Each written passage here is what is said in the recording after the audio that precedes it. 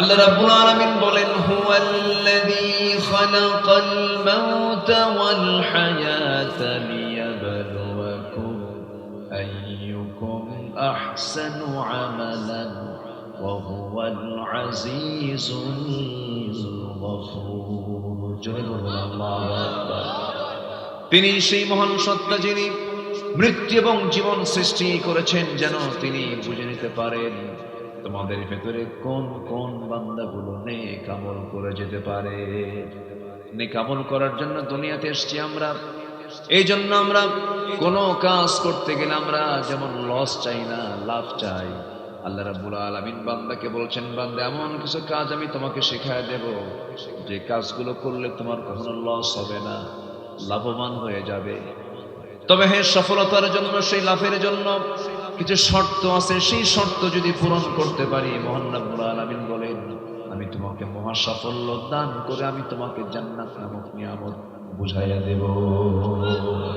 জোরে বলে সুবহানাল্লাহ। সেই সফলতার শর্তগুলো কি আমরা কি শুনতে রাজি আছি ভাই? মোটামুটি 9টা শর্ত আছে। কয়টা শর্ত আছে বলেন তো? 9টা শর্ত। গোটা কোরআন থেকে একটু খুঁজে খুঁজে আমি বের করেছি। ঘটনা কি হল? ও এইগুলো ফাটতেছে, এগুলো ফাটার জন্যই রাখছে। মাঝে মাঝে ফাটবে, হুজুর থামবে।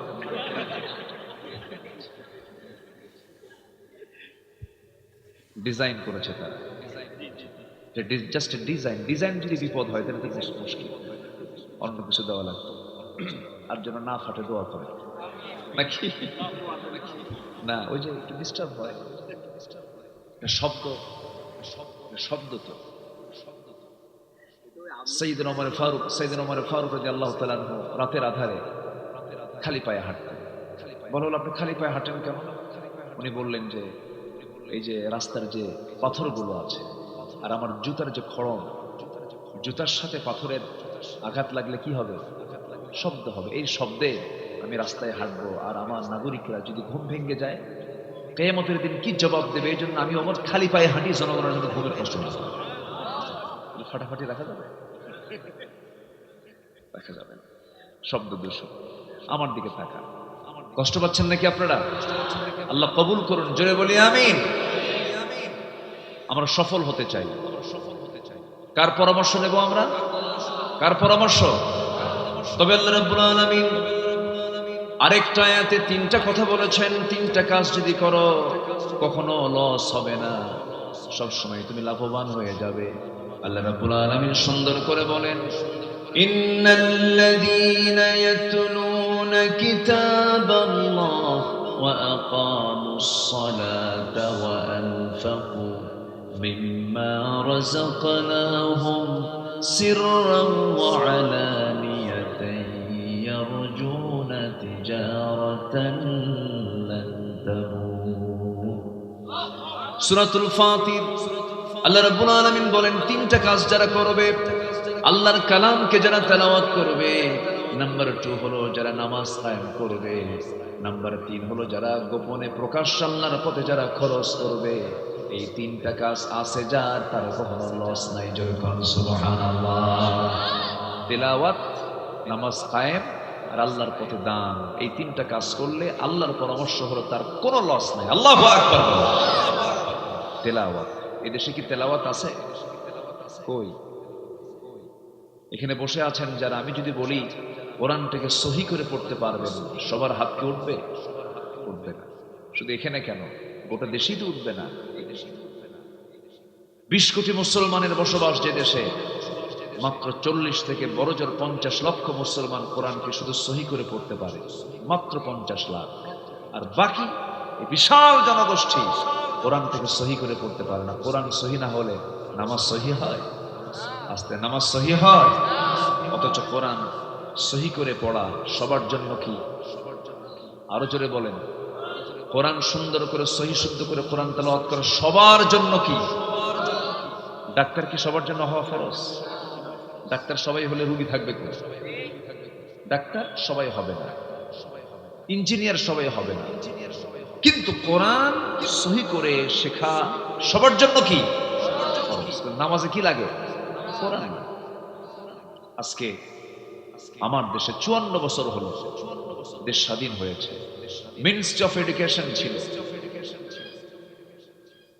শিক্ষা মন্ত্রণালয় ছিল, অনেক কিছুই ছিল, একটি বৃহৎ বাজেট শিক্ষা খাতে ব্যয় হওয়ার পরেও আজকে বাংলাদেশের একটি সিংহভাগ অংশ, বিশাল একটি অংশ ন্যূনতম নামাজ আদায়ের জন্য যে কোরআন সহি করে পড়ায় এতটুকু শিক্ষাও জাতি অর্জন করতে পারে না। অর্থাৎ এখান থেকে প্রমাণিত হয় শিক্ষা মন্ত্রণালয়গুলো ছিল ব্যর্থ, ঠিক কিনা? ব্যর্থ। আমার আর ব্যর্থতার গ্লানি আর দেখতে চাই না, ব্যর্থতার এমন চিত্র আর দেখতে চাই না। প্রত্যেকটি শিক্ষাঙ্গনের প্রত্যেকটি ফ্যাকাল্টিতে, প্রত্যেকটা শাখা প্রশাখায় কোরআন শেখাকে বাধ্যতামূলক করে দেওয়া হোক। আসতে কোন কেন? জাতির চরিত্র ভালো হয়ে যায়, জাতি ভালো হয়ে যায়। এই জাতিকে ভালো করার জন্য যত কিছুই নিয়ে আসেন কাম হবে না। এই জাতি হলো মিশ্র জাতি, মিশ্র, কালো, ধলা, লম্বা, খাটো, চিকন, মোটা, বিচিত্র মানুষ। কিছু মানুষের চেহারা আছে চায়না দেশের মতো, আছে না? একটু চলে যান না আপনি উপজাতির দিকে চলে যান, এরকম। এই মিশ্র জাতি, ফরাসি, পর্তুগিজ, তারপরে কি বলে ব্রিটিশ, এই বিভিন্ন দেশের অনুপ্রবেশ হয়েছিল এই দেশে। 200 বছর ব্রিটিশরা শাসন করেছে দেশকে। এই মিশ্র জাতিকে ভালো করার জন্য আপনি অনেক চেষ্টাই তো হলো, কোনো চেষ্টাই সফল হবে না। এই জাতি ভালো হবে একমাত্র কোরআনের বিধান মেনে চললে পরে। আসতে বলবেন না, জোরে বলুন, ঠিক কিনা? কোরআন সব জায়গায় চালু হোক, সবাই চান না? আপনারা সবাইকে আপনারা চান না? আল্লাহ কবুল করুন, জোরে বলেন আমিন। হায়রে, পার্লামেন্ট 16 বছর দেখলাম, কত চিত্র বিচিত্র। পার্লামেন্টে কোরআন তেলাওয়াত করার লোক নাই, কারি সাহেব যান নাই। একজন এমপিকে, এখন তো অধিবেশন শুরু হবে, এমপিকে উপস্থিত ডাক দিয়ে বলতেছে, এমপি সাহেব তেলাওয়াত করেন। এমপি তেলাওয়াত করছে, শয়তান কই তোর তেলাওয়াতের চেয়ে আমার তেলাওয়াত ভালো। এই হলো নেতাদের তেলাওয়াতের অবস্থা। আগামীকাল ঈদুল আজহার জানাজা নামাজ, কি নামাজ? জানাজা নামাজ, ঈদুল আজহার জানাজা নামাজ। বাচ্চা হয়েছে, এক মন্ত্রী বাচ্চা হাতে নিয়ে বলে, লা ইলাহা ইল্লা আনতা সুবহানাকা ইন্নী কুনতু মিনাজ জালিমিন। কি কথা কি বুঝতেছেন আপনারা? এই চিত্র আমরা দেখতে পেলাম। 16 বছরে জমজমাট সংসদে কোরআন তেলাওয়াত না হলেও মমতাজের গান ঠিক হয়েছে। আসতে কোন কেন? গান হয়েছে। কি যে পাম মারছে 16 বছর, গানের মধ্যেও পাম। এই জাতি তো তেল মারতে পারে, বুঝলেন? কিছু না মারতে পারলো কি মারতে পারে? তেল মারতে পারে। সব দেখা শেষ করলাম আমরা। কেউ 9 বছর, কেউ 25 বছর, কেউ 16 বছর, সব দেখা শেষ। আইয়ুবের ভাষণ, আইয়ুব বুড়া হবে? জান্নাতে বুড়া হওয়ার কোনো সুযোগ নাই। আল্লাহ রাব্বুল আলামিন জান্নাতি মানুষগুলোকে এত সুঠাম বানাবেন, এত মজবুত বানাবেন, তারা কখনো বুড়া হবে না, তাদের চামড়া কখনো কুঁচকে যাবে না, তাদের চোখ কখনো কম দেখবে না। জান্নাতের মধ্যে কোনো ঘুম থাকবে না, কারণ ঘুম হলো লস। ঘুমটা কি বলেন? লস। আমরা যখন মরে যাই, আমরা যখন ঘুমাতে যখন, তখন কি আমরা কি করি? আল্লাহ মরতে গেলাম, দোয়া আছে না? আল্লাহ বিসমিকা কি আমুতু, মানে কি মৌত থেকে তামুত, আল্লাহ মরতে গেলাম, আবার তুমি আমার জিন্দা করো। আল্লাহ বিসমিকা আমুতু ওয়া আহইয়া, তোমার নামে আবার জীবিত হতে চাই। আল্লাহ মরতে গেলাম। তো জান্নাতে গিয়েও যদি মরতে যান তাহলে লাভ কি? দুনিয়ার জিন্দেগি 70 বছর হিসাব করেন, ঘুমের চিন্তা করলে পরে শিশুকাল, বাল্যকাল, এগুলো সব মিলে দেখা যায় কাজ বেশি না ঘুম বেশি? বলেন বলেন বলেন বলেন। ঘুম বেশি। ঘুমটাই তো হলো দুনিয়াতে আমাদের বেশি হয়ে গেছে। কিন্তু আল্লাহ রাব্বুল আলামিন বলেছেন, বান্দারে, জান্নাতের মধ্যে কোনো ঘুম নাই, আবার জাহান্নামেও কোনো ঘুম নাই। সুম্মা লা ইয়ামুতু ফিহা ওয়া লা ইয়াহইয়া। জান্নাতেও কোনো ঘুম থাকবে না, আবার সে জান্নাতে আবার তাজাও থাকতে পারবে না, এমন মায়ের সেখানে হবে। এখানে যেমন রিমান্ড, জাহান্নামের মধ্যে রিমান্ড আছে না নাই বলেন? জাহান্নামের রিমান্ডের যে ফেরেশতা থাকবে সেই ফেরেশতার চোখ নাই, কান নাই, চোখ নাই, কানও নাই, চোখ নাই, কানও নাই। চোখে দেখলে পরে দয়া হবে, এজন্য চোখ রাখবেন না।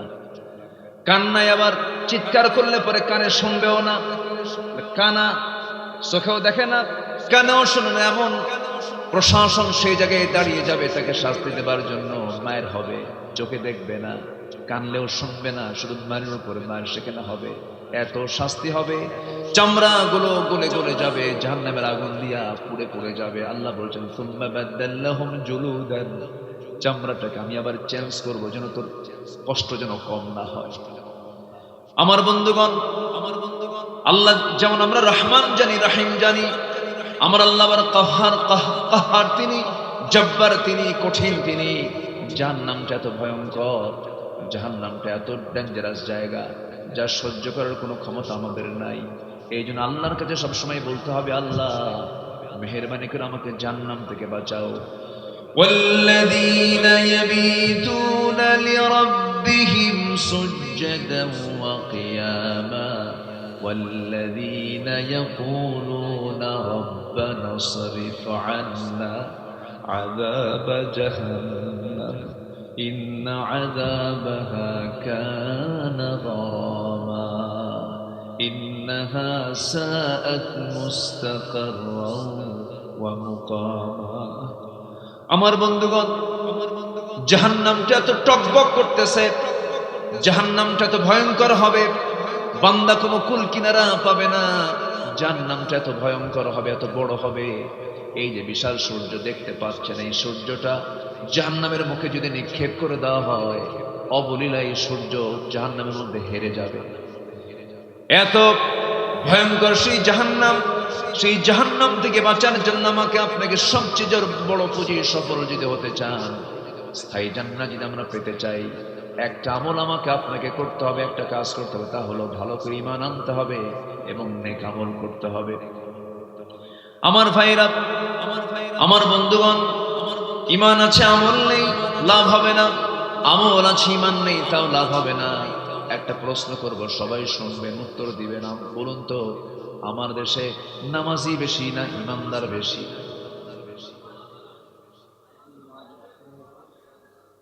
ভালো করে বলো, নামাজি বেশি না ইমানদার বেশি?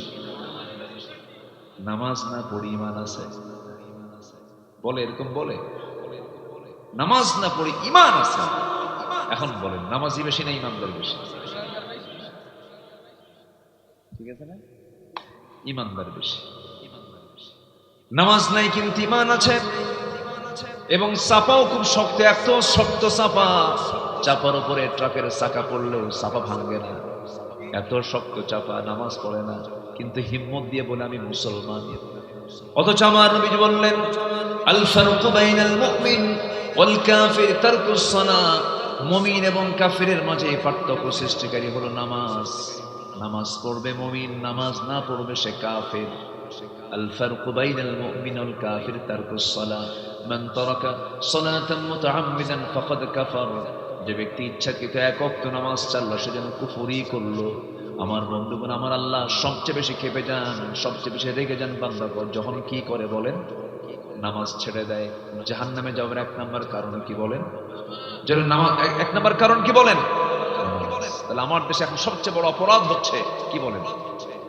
বলেন কি ছেড়ে দেওয়া? নামাজ ছেড়ে দেওয়া। তাহলে এই দেশের এখন যত অপরাধ আছে আল্লাহর দৃষ্টিতে, আখিরাতের জন্য বাংলাদেশে ধরুন আজকে যত অপরাধ হয়েছে, সবচেয়ে বড় অপরাধ হলো কি অপরাধ বলেন? নামাজ ছেড়ে দেওয়া। আচ্ছা বলেন তো, নামাজ ছেড়ে দেওয়ার মতো এত বড় অপরাধকে নিয়ে সব দল কি চিন্তা করে? সব দল কি চিন্তা করে? কিন্তু কিছু দল আছে চিন্তা করে। আছে কিনা বলেন? আছে কিনা বলেন? সেটা কি অন ইসলামী দল না ইসলামী দল? অন ইসলামী দল না ইসলামী দল? আপনি কেমন মুসলিম, আপনি ইসলামী দল করেন না, আপনার মুসলমানিত্ব থাকতে পারে না। সোজা কথা। তাহলে আমার দেশে এমন কিছু দল আছে যে দল এত বড় একটা অপরাধ, নামাজ নিয়ে তাদের কোনো চিন্তা নেই। জনসভার ডাক দেয়, নেতা হাজির হয়ে যায়, শত শত নেতা মঞ্চে দাঁড়ানো বক্তৃতা দিচ্ছে, লক্ষ লক্ষ কর্মী জনসভায় হাজির হয়ে গেছে, বিশাল বড় মাঠ ভরে গেছে। জোহরের আজান হয়ে গেল, নামাজের খবর নাই। আসরের আজান হয়ে গেল, নামাজের খবর নাই। তাদের দলীয় যে কর্মসূচি, যে কার্যসূচির ভিতরে নামাজের কোনো এজেন্ডা নাই। 20 মিনিটের জন্য নামাজের বিরতি এমন কোনো কথাও নাই। যে দল করতে গেলে দলের নেতার নামাজের খবর থাকে না, নামাজের কোনো কর্মসূচিও থাকে না। সেই দলের নেতৃত্বকে মানা যাবে না। আর সেই সমস্ত বেনামাজি নেতৃত্বের মুখে আমরা জুতা মারি, থুতু মারি। দরকার নেই, খামাখা জাহান্নাম যাবো। ওই দল করে জাহান্নাম যাওয়ার দরকার আছে? জাহান্নাম যাওয়ার দরকার আছে? রাগ করতেছেন মনে হয় আপনারা। হুজুর এগুলো কি কন? এগুলো তো শুনতে আসি নাই, এগুলোই শুনতে হবে। জাহান্নাম থেকে বাঁচতে হবে ভাই। সবচেয়ে বড় চ্যালেঞ্জ হলো জাহান্নাম থেকে বাঁচা। জাহান্নাম থেকে বাঁচা মানে আপনি সফল। ফামান যুহজিহা আনিন নার ওয়া উদখিলাল জান্নাহ ফাকাদ ফাজ।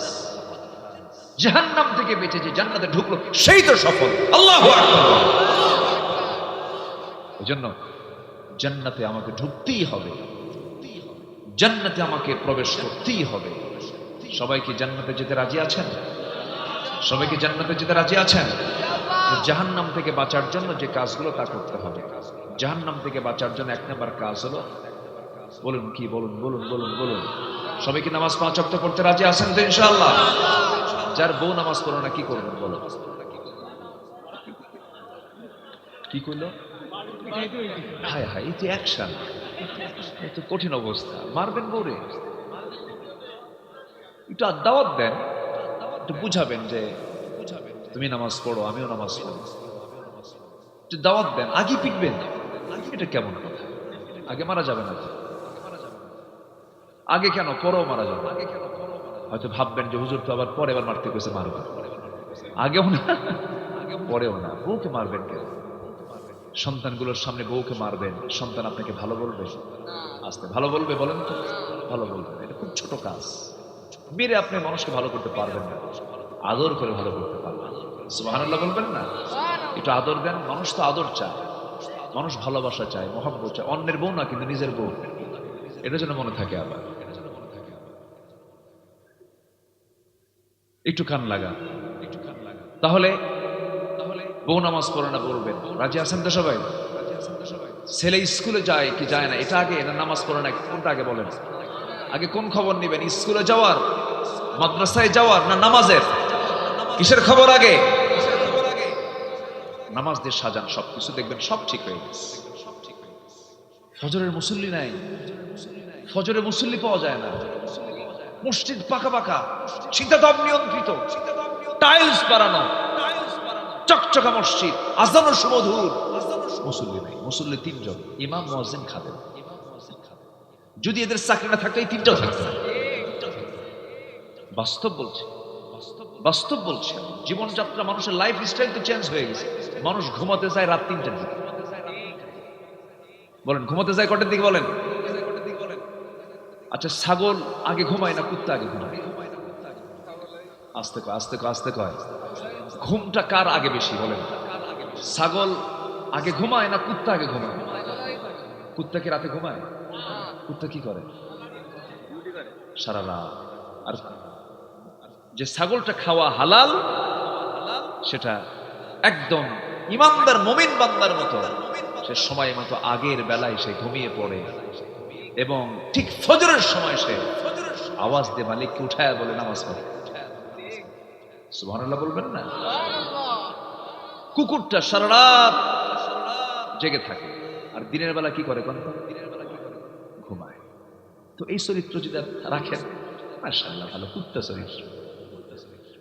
এটা কি চরিত্র? কুকুর চরিত্র। আমার বন্ধুগণ, ইমানদারের ঘুম হবে আগের রাত্রিতে, এবং সে জেগে যাবে শেষ প্রহরে। শেষ প্রহরে সে জেগে গিয়ে ইবাদতে সে মশগুল হয়ে যাবে, অস্থির হয়ে যাবে আল্লাহর সম্পর্ক তৈরি করার জন্য।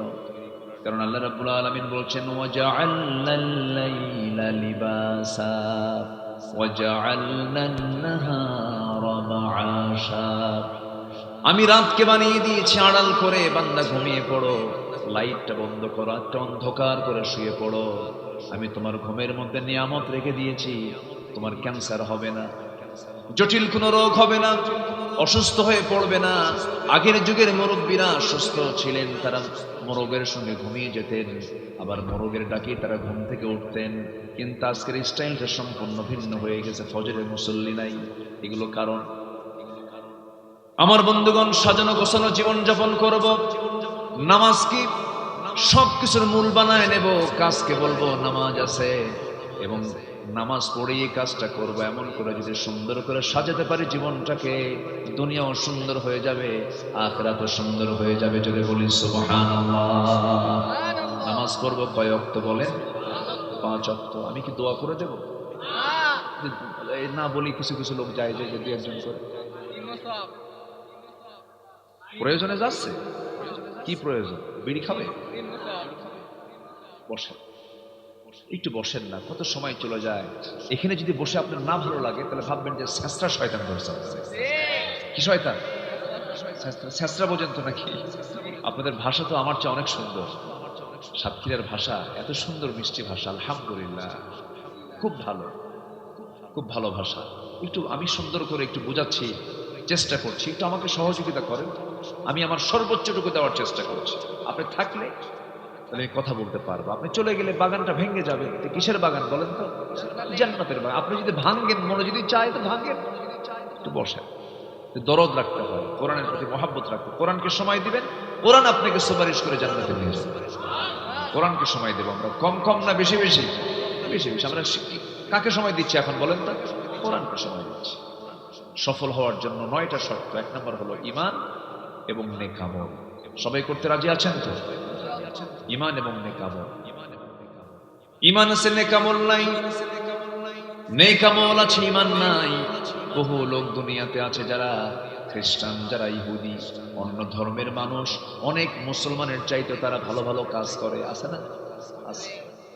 লক্ষ লক্ষ কোটি টাকা দান করে তারা, সত্য কথা বলে, কখনো মিথ্যা কথা বলে না, লোভ রাখে না, হিংসা রাখে না, অহংকার রাখে না, কিন্তু ঈমান নাই, কাম হবে না।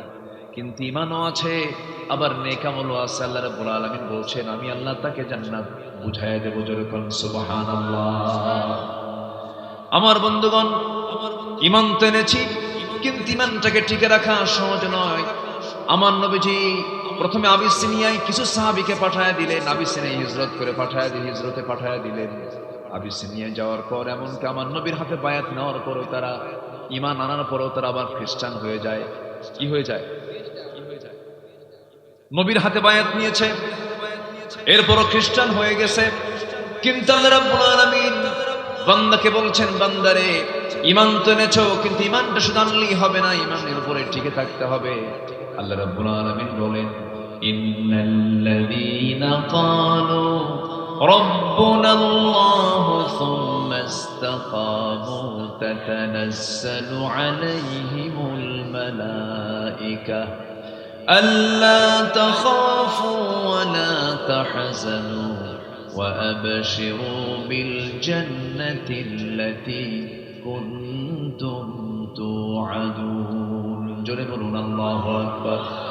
নিঃসন্দেহে যারা বলবে আমার রব আল্লাহ, সুম্মা ইসতাকামু, এবং তার উপরে টিকে থাকবে, আল্লাহ রাব্বুল আলামিন বলছেন ঈমান আনবে এবং টিকে থাকবে, আমি আল্লাহ তাকে এমন সুন্দর জান্নাত দেব যে সুন্দর জান্নাতটা স্থায়ী জান্নাত হয়ে যাবে। জোরে বলুন সুবহানাল্লাহ। টিকে থাকতে হবে। ঈমান আনা যায়, কিন্তু টিকে থাকা সহজ নয়। অনেকে একটা প্যাকেট বিড়ির কাছেও ঈমান বিক্রি করে দেয়, আছে না? বলেন তো, বিক্রি করে দেয় ঈমানটা একদম। ইউসবিহু মুমিনান ওয়া ইউমসি কাফিরান, সকালবেলা ঈমান আছে, বিকালবেলা ঈমান নেই। এটা করা যাবে না। ছোট্ট একটা ইতিহাস মনে পড়লো, এক সাহাবীর কথা মনে পড়লো। আমি এই তো সম্প্রতি মক্কা মদিনায় গিয়েছিলাম। ওখানে গেলে প্র্যাকটিক্যাল কিছু দেখা যায়। আল্লাহ তুমি সবাইকে যাওয়ার তৌফিক দাও, জোরে বলি আমিন। যেতে তো খুব একটা বেগ পেতে হয় না এখন। আগে জাহাজে যাওয়া লাগতো, 14 দিন 15 দিন 1 মাস পর্যন্ত লেগে যেত। এখন ঢাকা যেতে যত সময় লাগে তার চাইতে ঢাকা থেকে মক্কা যেতে তার চেয়ে সময় কম। আলহামদুলিল্লাহ বলে। কিন্তু সাথে একটু টাকা পয়সা লাগে। কিন্তু কি পরিমাণ টাকা পয়সা লাগে? আপনার স্ত্রীর জন্য আপনি যদি এক ভরি যদি একটা গহনা দিয়ে, এক ভরি গহনা দিয়ে যদি কিছু, এক ভরি দিয়ে যদি কোনো গহনা বানায় দেন, তাও আজকের বর্তমান বাজারে লাগবে প্রায় 2,12,000 টাকা ভরি। রানিং চলছে। 2,12,000 টাকা ভরি দিয়ে আপনার স্ত্রীর একটা গহনা এক ভরি থেকে আর কতটুকুই হয়? তাহলে এক ভরি গহনায় যদি এত টাকা লাগে, আর আমার নবীর সোনার মদিনায় যেতে আসতে মাত্র লাগে হলো 1,50,000 টাকা। বউকে সোনা দিবেন না মদিনা ঘুরাবেন? বলেন আসতে কর, কোথায় কোথায় বলেন বলেন বলেন বলেন। একটু প্ল্যান করেন, প্ল্যান করেন, পরিকল্পনা করেন। পরিকল্পনা করলেই হয়ে যায়, এর জন্য টাকা লাগে না, আল্লাহ ব্যবস্থা করে দেয়। কেউ তো সুবহানাল্লাহ বললেন। এক রিক্সাওয়ালা আপনাদের এলাকারই মেবি হবে, 2015 সালে কি 17 সালে আমার খেয়াল নাই, আমি মক্কা মুকাররমার সামনে দাঁড়ানো, আমার ভক্ত আমাকে চিনে, দৌড় মেরে এসে আমাকে জড়িয়ে ধরে বলতেছে, হুজুর আমি আপনার খুব ভক্ত, আমি হজ করতে আসছি। কি করেন? রিক্সা চালান। রিক্সা চালান? আপনি কেমনে আসলেন? হুজুর 15 বছর প্রত্যেক দিন 20, 30, 40, 50 টাকা পর্যন্ত জমা করেছে, একটা টাকা হাত দিইনি ওই জায়গায়। যেদিন টাকা পূরণ হয়ে গেছে জমা দিছি, হজে আসছি। কেউ তো আলহামদুলিল্লাহ বললেন না। তাহলে ইচ্ছা থাকলে কি হয়? উপায় হয়। চেষ্টা করবেন, হয়ে যাবে। মদিনা গেলে হাঁটলেও মনে হয় রাসূল এই দিক দিয়ে হেঁটেছেন। আল্লাহু আকবার। ইমাম মালিক রাহমাতুল্লাহ আলাইহি কখনো জুতো পায়ে হাঁটতেন না মদিনায়। ইমাম মালিককে বলা হলো, ইমাম মালিক মদিনায় হাঁটতে নিয়ে তুমি জুতো পায়ে না হেঁটে খালি পায়ে হাঁটো কেন? কেঁদে কেঁদে বলতেন, আহারে এই সোনার মদিনায় আমি কেমনে জুতো পায়ে হাঁটবো? কারণ এই মাটির নিচেই শুয়ে আছেন আমার প্রাণ প্রিয় নবী। আমার বন্ধুগণ, সোনার মদিনা, প্রাণের মদিনা, আমার সবচেয়ে প্রাণের চেয়েও প্রিয় রাসূল সেখানে শুয়ে আছেন। আজ থেকে 1,500 বছর আগে দাফন হয়েছে, তাকে দাফন করা হয়েছে। সেই নবীর প্রতি সবচাইতে বেশি মোহাব্বত যারা দেখিয়েছেন তারা হলো সাহাবীরা। সাহাবীরাও তার পাশে শুয়ে আছেন। ওই সাহাবীর ভিতরে, ওই সাহাবীদের ভিতরে একজন সাহাবীর কথা মনে হয়ে গেল। দেখেন কি পরিমাণ প্রেম নবীর প্রতি তারা দেখিয়েছেন, ঈমানটা তাদের কত মজবুত ছিল। নতুন দিন গ্রহণ করেছেন, বাপ জন্মের পূর্বে মারা গেছে, চাচার হাতে মানুষ হয়েছেন, কালিমা পড়ে মুসলমান হলেন। চাচা জেনে গেল, চাচা জেনে গিয়ে বলতেছে, ভাতিজা শুনলাম তুমি নাকি কালিমা পড়েছো। এবার ভাতিজা বলছে, চাচা শুনবেন কেন? আমি চাই আপনি জাহান্নাম থেকে বাঁচেন। আমি কালেমাওয়ালা হয়েছি, আপনি কালেমাওয়ালা হয়ে আপনি দ্বীনের পথে চলে আসেন। এই কথা শোনার সঙ্গে সঙ্গে চাচা খেপে গিয়ে বলছে, ভাতিজা নিজে তো বড় অন্যায় করে ফেলেছো, আবার আমাকে অন্যায় করতে বলো। বাপদাদার ধর্মে আমি চুনকারি মারতে চাই না, তুমি দিনটা ছেড়ে দাও, তুমি ইসলামটা ছেড়ে দাও। ভাতিজা বলছে, চাচা জীবন দিয়ে দেব কিন্তু ঈমান দিতে পারবো না। জোরে বলুন সুবহানাল্লাহ। জীবন দেব কি দেব না? ঈমান দেব না। চাচা খেপে গিয়ে রেগে গিয়ে থাপ্পড় মেরে জমিনে ফেলে দিল। ফেলে দিয়ে বলছে, ভাতিজা যত সম্পত্তিগুলো তোর নামে আমি দিয়েছিলাম তুই কি জানিস ঈমানটা না ছাড়লে পরে সমস্ত সম্পত্তি আমি তোর কাছ থেকে জোর করে নিয়ে নেব।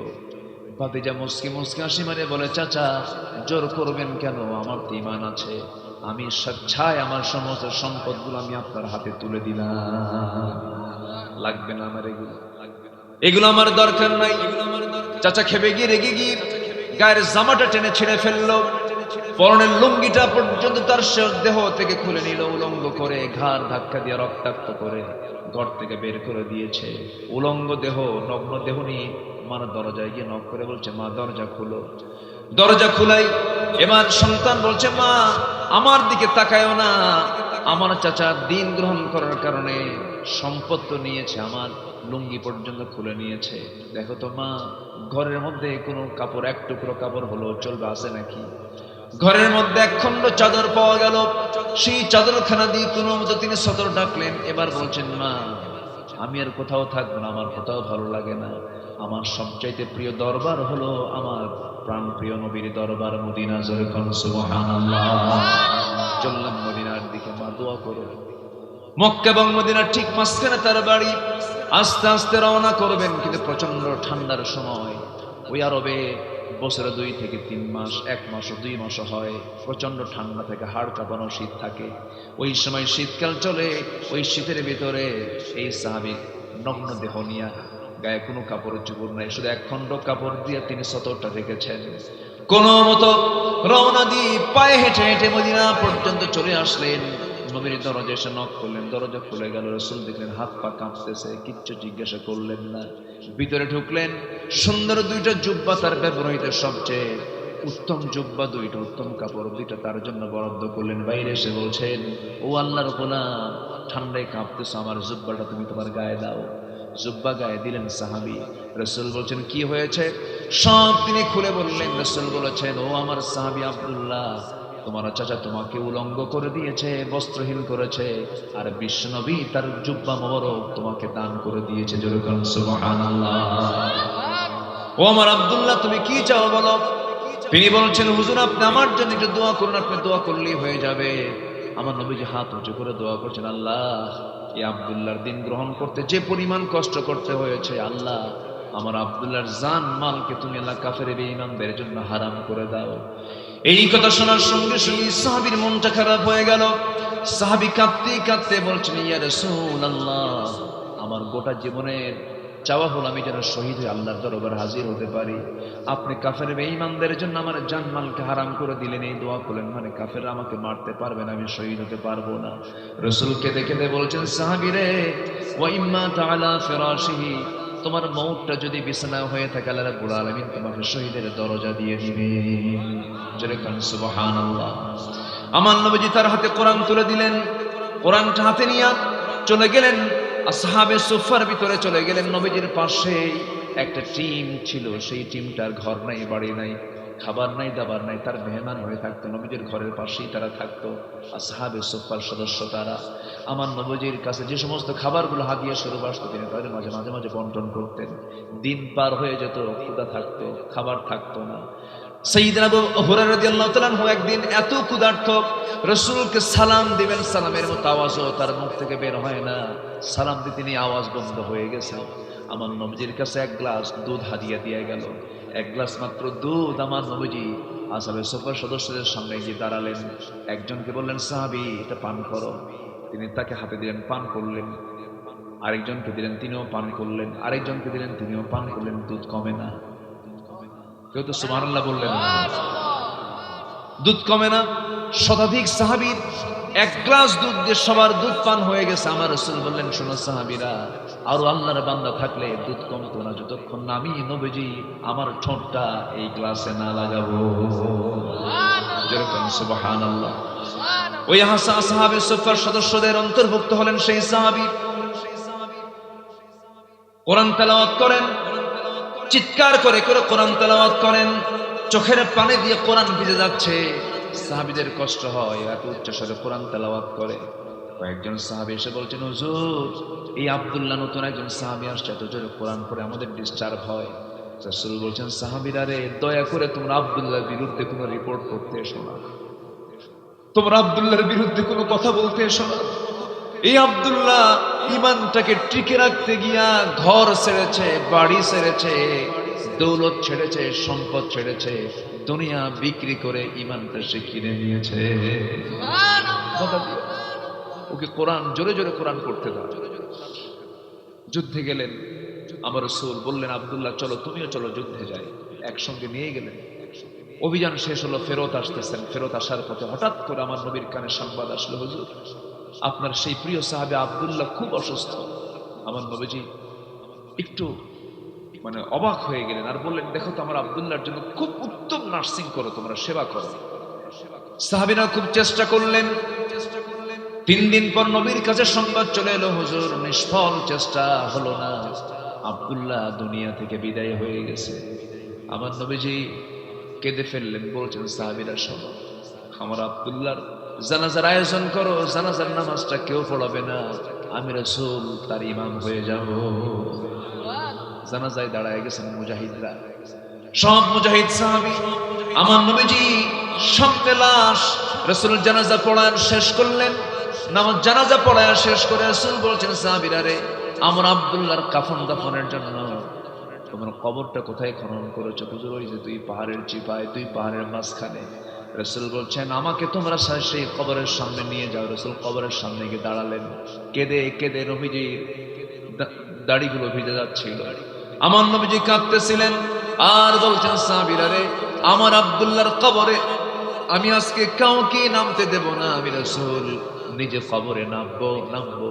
এই কথা বলে রাসূল নিজে কবরের মাটিতে নামলেন, নামে হাতটা আগায় দিলেন আর বলছেন আবু বকর কোথায়? হুজুর এই যে আমি, আমার ডানে নামো। ওমর তুমি কোথায়? আমার বামে নামো। কয়জন নামলেন বলেন? কয়জন বলেন? এই তিনজন তো সাধারণ মানুষ। আহা, কবরবাসীর কি ভাগ্য! তিনজন বিখ্যাত মানুষ কবরের ভিতরে নেমেছে। আমার নবীজি দুইটা হাত আগায় দিলেন, বলছেন সাহাবীরা আমার কলিজার টুকরা সাহাবী আব্দুল্লাহ লাশটা আমার হাতে তুলে দাও। নবীজি লাশটা ধরলেন, বলছেন আবু বকর মাথা ধরো, ওমর পাটা ধরো। কবরে শোয়া দিলেন। কবরে শোয়া দিয়া বুকের উপরে হাত রেখে আকাশের দিকে তাকায় বলছে আকাশের মালিক আল্লাহ, এই মুহূর্ত পর্যন্ত আমি আব্দুল্লাহর উপর আমি বিশ্বনবীর রাজি আছি, সন্তুষ্ট আছি, আমি খুব খুশি। আল্লাহ তুমি খুশি হয়ে যাও, আল্লাহ তুমি মাফ করে দাও, আমার আব্দুল্লাহর কবরকে জান্নাতের টুকরা বানায় দাও।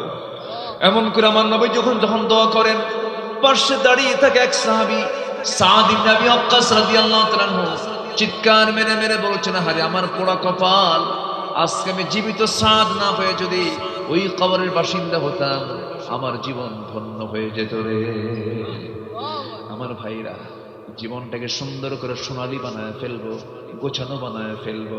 এলোমেলো জীবনের কোনো মূল্য নাই। সাজানো গোছানো জীবন তখনই হবে যখন বান্দা ঈমান আর নেক আমল করবে। জোরে বলি সুবহানাল্লাহ। সফল হওয়ার জন্য শর্ত কয়টা বলেন? 9টা।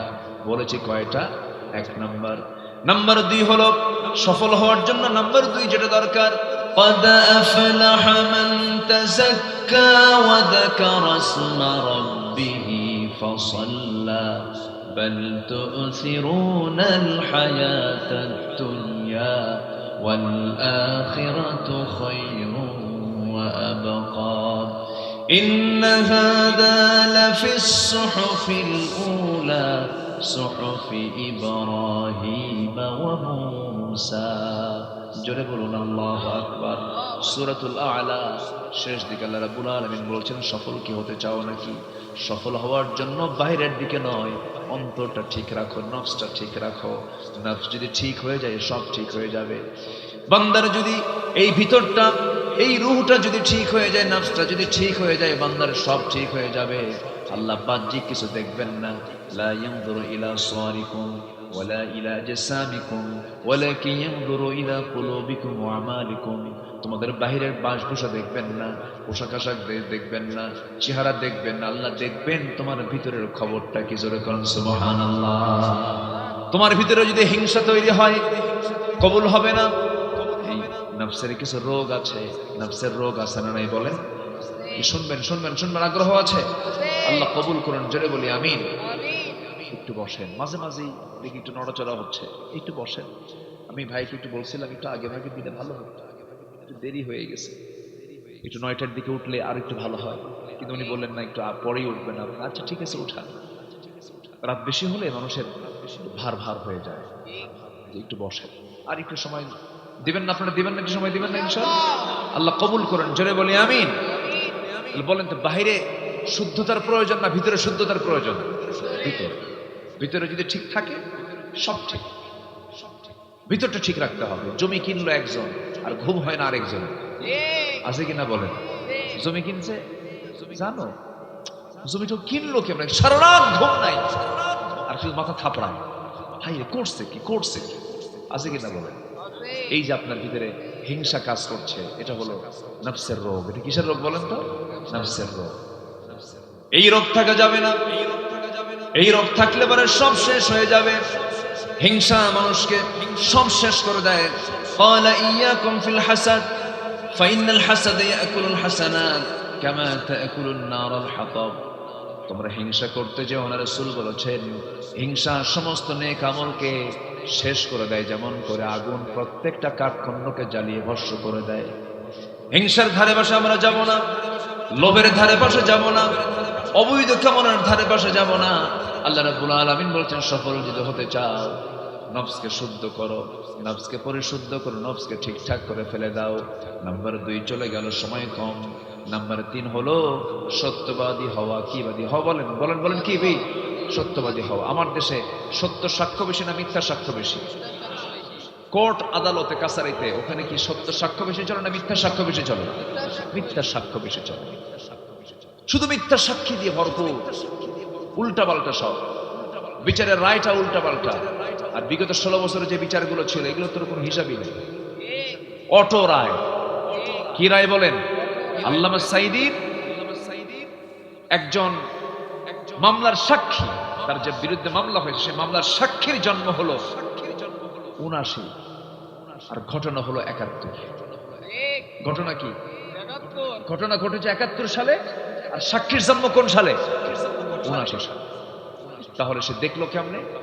রুহের জগৎ থেকে দেখছে। এই 16 বছর আমরা যা দেখেছি, ফেরাউন পৃথিবীতে ছিল হলো 1600 বছর। 1600 বছরে তার কোনোদিন জ্বর হয়নি, কষ্ট হয়নি। এরা ছিল কত বছর? 16 বছর। সংখ্যার কিন্তু মিল আছে, কিন্তু কথা বলে সংখ্যারও কিন্তু মিল আছে, চরিত্রর মিল ছিল। ফেরাউনের একটাই নেশা ছিল, ক্ষমতা হারানো যাবে না, ক্ষমতায় টিকে থাকতেই হবে। মার পেট থেকে সন্তান করাত দিয়ে চিরে সন্তানকে বের করে হত্যা করা হয়েছে শুধু ক্ষমতাকে পাকাপোক্ত করার জন্য। বিগত 16 বছর তারা আলেমদেরকে ফাঁসির মঞ্চে ঝুলায় মেরে ওদের লক্ষ্য একটাই ছিল ক্ষমতাকে পাকাপোক্ত করা। কিন্তু আল্লাহ রাখেন নাই, কারণ আল্লামা সাঈদী বহুদিন আগে বলেছিলেন, 25 বছর আগে, তিনি যে আল্লাহওয়ালা ছিলেন আমার কাছে 100% মনে হয়। আপনার কি মনে হয় আমি জানি না। আল্লামা সাঈদী বলেছিলেন 25 বছর আগে, গাছের গোড়ায় নাড়া দেব, সোজা মামুড়ি দিল্লি গিয়ে পড়বা। কি লন্ডনে গিয়ে পড়ছে? আমেরিকা গিয়ে পড়ছে? কোথায় গিয়ে পড়ছে বলেন? যা বলেছিলেন সেখানে গিয়ে পড়েছে। সম্মানিত ভাইয়েরা, উনি বলেছিলেন বাংলাদেশে এমন একটা সময় আসবে এই ইসলাম বিরোধী শক্তিগুলো পালানোর জন্য একটি দূরের গর্ত খুঁজে পাবে না। পায় নাই, কলার পাতায় শুয়েছিল। জানেন না আপনারা? মানে টিকতে পারে না। অতএব এই 56,000 বর্গ মাইলের এই সুজলা সুফলা শস্য শ্যামলা সোনার বাংলাদেশে ইসলাম বিরোধী কোন অপচক্রান্ত টিকসই হতে পারে না। সকল কিছুকে রুখে দাঁড়িয়ে আমাদের একটি কাজ সামনে পড়ে আছে, সেটা হলো কোন আইন মানি না আল্লাহর আইন ছাড়া। একমাত্র জমিনে চলতে হবে কার বিধান? কার বিধান? আল্লাহর বিধান। এটাকে মাথায় রেখে আমরা সামনের দিকে এগিয়ে যাই। আমাদের সাহায্যের জন্য কাউকে লাগবে না। আমাদের সাহায্যের জন্য কে যথেষ্ট বলেন? আসতে বলবেন না, কে যথেষ্ট? আল্লাহ যথেষ্ট। কিন্তু আমাদের শর্ত হলো সত্যবাদী হতে হবে। আল্লাহ রাব্বুল আলামিন বলেন, ইত্তাকুল্লাহ ওয়া কুলু কাওলান সাদীদা ইউসলিহ লাকুম আ'মালাকুম ওয়া ইয়াগফির লাকুম যুনুবাকুম ওয়া মান ইউতি'ইল্লাহা ওয়া রাসূলাহু ফাকাদ ফাযা ফাওজান আযীমা। জোরে বলুন আল্লাহু আকবার।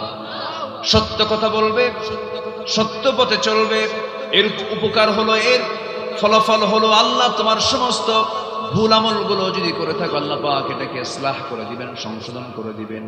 এবং আল্লাহ বলছেন এই কাজ যদি করতে পারো আমি আল্লাহ তোমাকে মহা সফলতা দান করবো। জোরে বলি সুবহানাল্লাহ। ইমানদার জিহ্বায় কখনো মিথ্যা কথা আনতে পারে না। ইমানদারের জবান কখনো দুই রকম হতে পারে না। ইমানদার কখনো ওয়াদা ভঙ্গ করতে পারে না। ইমানদার কখনো আমানতের খেয়ানত করতে পারে না। ইমানদার কখনো যৌনাঙ্গের অবৈধ পথে যৌনাঙ্গকে ব্যবহার করতে পারে না। বিবাহ বহির্ভূত কোনো সম্পর্ক জড়াতে পারে না। ইমানদার ইমানদারি হবে, সব তার স্ট্যান্ডার্ড হবে, সে অত্যন্ত সতর্কতার সঙ্গে পা ফেলবে, অত্যন্ত যত্নশীল হয়ে জমিনে চলাফেরা করবে, সবার থেকে সে হবে ভিন্ন। ইমানদার কখনো অপচয় করতে পারে না, ইমানদার কখনো দুর্গন্ধ জাতীয় কোনো পরিবেশে যেতে পারে না।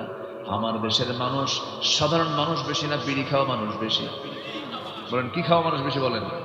যারা বিড়ি খায় তাদের গায়ের একটা গন্ধ আছে না, মিশকাম্বরের নাকি মিশকাম্বরের গন্ধ, পচা পচা গন্ধ। ইমানদার এগুলোর সঙ্গে সম্পর্ক জড়াবে না। আল্লাহ কবুল করেন, জোরে বলি আমিন, আরো জোরে আমিন। 9টা শর্তের মধ্যে 3টা শর্ত হলো, সংক্ষিপ্ত করে বলছি। নাম্বার 4, কই যান? বসেন বসেন, মাশাআল্লাহ, আলহামদুলিল্লাহ। এই দুটা কার? ওটা ছেলে আর নেকি ছেলে, বুঝলাম না, একটু বুঝায় বলে। এটা মেয়ের ছেলে, ওর পোতা মানে হচ্ছে ছেলের ছেলে। মাশাআল্লাহ, ভাইয়ের তো কোনো কিছু বাদ না, অভাব তো। মাশাআল্লাহ, আলহামদুলিল্লাহ। আল মাল ওয়াল বানুনা জিনা। আল্লাহ আমার ভাইয়ের সব দিক থেকে এগুলোকে চক্ষু শীতলকারী বানায় দেন, জোরে বলি আমিন, আরো জোরে আমিন। এই ছোট্ট বাচ্চারা যদি এখানে দাঁড়ায় দাঁড়ায় বসে বসে যদি ওয়াজ শুনতে পারে, আর আপনার মধ্যে যদি ধৈর্য যদি ঘটে, আল্লাহ পাক মডেল হিসেবে এখানে পাঠায় দিয়েছেন। দেখ আমরা আছি। আল্লাহু আকবার বলেন। কোনো ঘুম নাই, একদম দেখেন না ছায়া আছে কেমন, একদম ডাকাতের মতো, ভয় লাগতেছে, একটা হুমকি স্বরূপ না? আলহামদুলিল্লাহ, সুন্দর। আল্লাহ বড় আলেম বানায় দাও, জোরে বলি আমিন, আরো জোরে বলল আল্লাহুম্মা আমিন। শত্রুর চোখে যেন আমরা, বাতিলের চোখে যেন আমরা আতঙ্ক হই, আল্লাহ কবুল করুন, জোরে বলি আমিন। ওরা যেন আমাদের দেখে যেন আতঙ্কিত হয়। সম্মানিত ভাইয়েরা, তাহলে 1 নম্বর হলো ঈমান নেকামল, নাম্বার 2 হচ্ছে পরিশুদ্ধিতা তাসকিয়াতুন নফস, নাম্বার 3 হচ্ছে সত্যবাদী হওয়া। আমরা সত্যবাদী হব, জোরে বলি ইনশাআল্লাহ। নাম্বার 4 হলো তাকওয়া অর্জন করা। কি অর্জন করা বলেন তো? তাকওয়া। তাকওয়া মানে হলো বেঁচে থাকা। কি থেকে বেঁচে থাকা? হারাম থেকে বেঁচে থাকা। কি থেকে বলেন তো? হারাম। সুদ খাওয়া যাবে না। সুদ তো নাই না?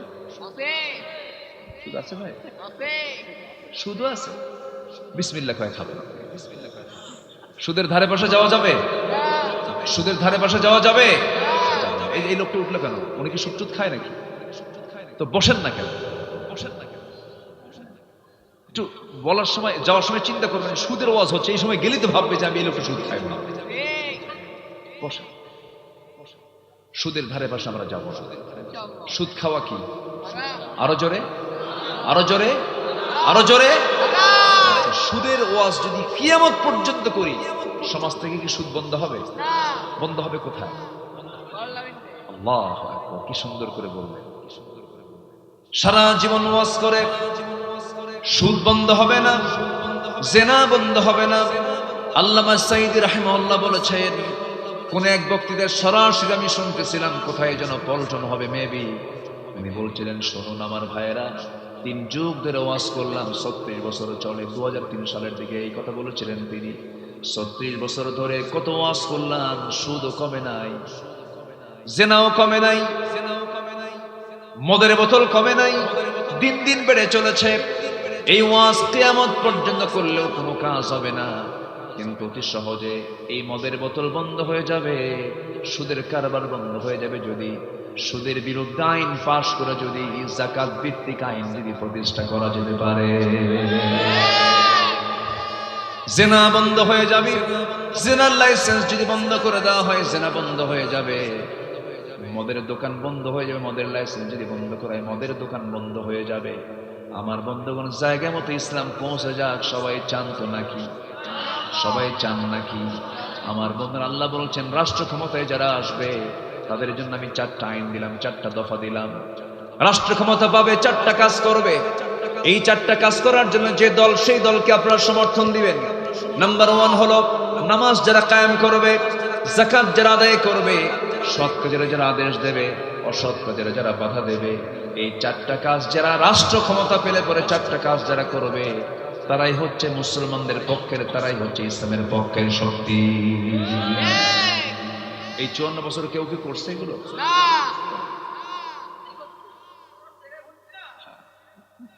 কি বললো এটা? ও আচ্ছা, আপনাদের কথাগুলো খুব মিষ্টি কথা। হাইরে হাইরে, আমার কৃষক কি পরিশ্রমগুলো করলো, সাদা মানুষ কালো হয়ে কৃষক কত কষ্ট করে দেশকে আগায় দিল। শ্রমিক সীমিত মূল্যে শ্রম দিয়ে দেশের টাকা, দেশের অর্থনীতিকে ডেভেলপ করে। প্রবাসীরা, সাতক্ষীরা অনেক প্রবাসী আছে না বাইরে, দেশের বাইরে, প্রবাসীরা কত কষ্ট করে একটা ছোট্ট ঘরের ভিতরে একটা চকিকে 3 তালা বানায়, 3 তালায় একদম উপরে নিচে একটা রুমের মধ্যে গিজি গিজি করে, মুরগির সংখ্যা যা মানুষের সংখ্যা তার চেয়ে বেশি, একটা ঘরের ভিতরে এত কষ্ট করে ঝুলন্ত পাখির মতো ঝুলন্ত হয়ে বিল্ডিং এর কনস্ট্রাকশনের কাজ করে প্রবাসীরা টাকাগুলো রেমিটেন্স দেশে পাঠালো, দেশকে সামনের দিকে আগায় দিল। সবগুলো অশিক্ষিত, শ্রমিক অশিক্ষিত, কৃষক অশিক্ষিত, প্রবাসী অশিক্ষিত, ওরা দেশকে আগায় দিল। আর দেশকে পিছায় দিল কারা? ধ্বজাধারী কিছু চরিত্রহীন নেতারা, যারা দেশের টাকা বাইরে পাচার করেছে। রাজনীতি করার কোন অধিকার তাদের থাকতে পারে না।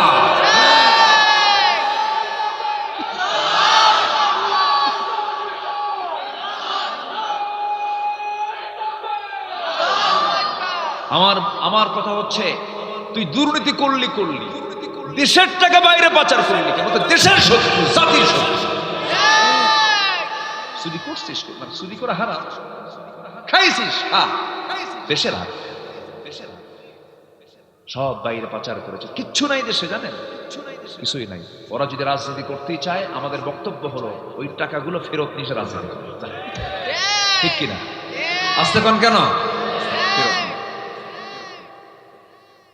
ওমর ফারুক রাদিয়াল্লাহু তাআলা আনহু, শুরুতে বললাম না, জনগণের ঘুম যেন কষ্ট না হয়, ঘুম যেন নষ্ট না হয়। জুতা পায় না খালি পায়, দেখ ঘুমের চিন্তা করতেছে। উনি বললেন, কেঁদে কেঁদে একদিন বলছেন, ফোরাতের তীরে একটা কুকুরও যদি অনাহারে মারা যায়, আর ইরাকের রাস্তা খারাপের কারণে যদি একটা উট গর্তের মধ্যে পা পড়ে, যদি উটের পাটা যদি ভেঙ্গে যায়, মস্কে যায়, কিয়ামতের দিন আমাকে এই উট আর কুকুরের জন্য আল্লাহর সামনে দাঁড়িয়ে জবাব দিতে হবে। কি সেন্স, কি মানসিকতা, কি চিন্তা! এক গভর্নর তার জন্য দামি খাবার নিয়ে আসছে, বিশেষ খাবার বানায় না, যেরকম পায়েস বানায়, এরকম আছে না? পায়েস এলাকা হয় নাকি? পায়েস দুধ দিয়ে, সুজি না, কি কম সুজি, মানে যেখানে দুধের পরিমাণটা বেশি, 1 মণ দুধ অথবা আধা মণ দুধ, সামান্য কিছু চিনি দিয়ে, আবার কিছু দামি কিছু ওই কি বলে ভাত দিয়ে, চাউল দিয়ে বানায় না পায়েস। হ্যাঁ, পায়েস জাতীয় ফিন্নি, এই কত সুন্দর করে বানায়। এ দেখুন, বিশেষ আয়োজন, বিশেষ কিছু খাবার। এক গভর্নর তার জন্য খুশি করার জন্য, ওর জন্য খুশি হয়, খাবার নিয়ে আসছে। আমিরুল মুমিনিন, আপনার জন্য আমি নিয়ে আসছি বানায়। এই খাবারটা খুবই রিচফুল, খুব ভালো খাবার। উনি ভাবতেছিলেন, মনে হয় খলিফা আমার খুশি হবে। খাবার দেখে বললেন, তুমি খাইছো? হ্যাঁ খাইছি। তোমার জনগণ খাইছে না? যা নিয়ে যা। কেন আপনি খাবেন না? যেটা আমার জনগণ পায় না, এটা আমার দরকার নেই। সুবহানাল্লাহ বলবেন না? উনি ঝোলওয়ালা তরকারি খান নাই,